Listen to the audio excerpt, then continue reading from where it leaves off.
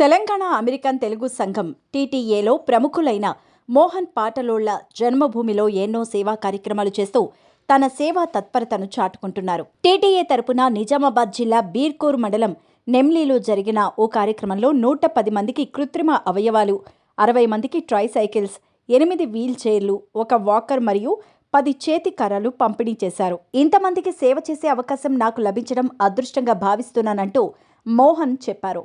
తెలంగాణలోని నా జన్మస్థానంలో కమ్యూనిటీకి నా వంతుగా సేవలందిస్తున్నానన్నారు.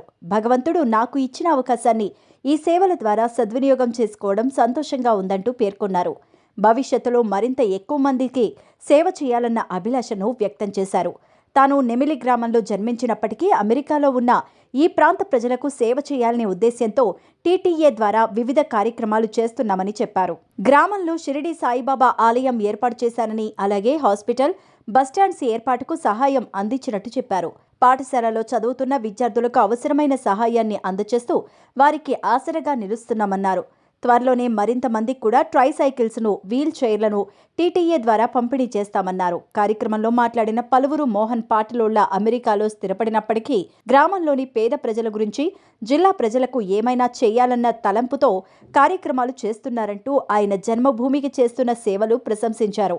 కార్యక్రమానికి TTA advisory chair doctor Vijaypal Reddy, అధ్యక్షులు ఎలెక్ట్ నవీన్ రెడ్డి మలిపెడ్డి మరియు ఇండియా కోఆర్డినేటర్ డాక్టర్ ద్వారకానాథరెడ్డి హాజరయ్యారు. టీటీఏ వ్యవస్థాపకులు డాక్టర్ పైళ్ల మల్లారెడ్డి గారికి ఏసీ సభ్యులు భరత్ రెడ్డి మాదిరి, అధ్యక్షులు వంశీరెడ్డి కంచరకుంట్ల మరియు ఏసీ, బీఓడీల మద్దతుతో కార్యక్రమం జరిగింది. ఈ కార్యక్రమాన్ని నిర్వహించిన general secretary Kavitha Reddy Rangarao, rotary club నుంచి సేవా భాగస్వామికి టీటీఏ ప్రత్యేక ధన్యవాదాలు తెలిపింది.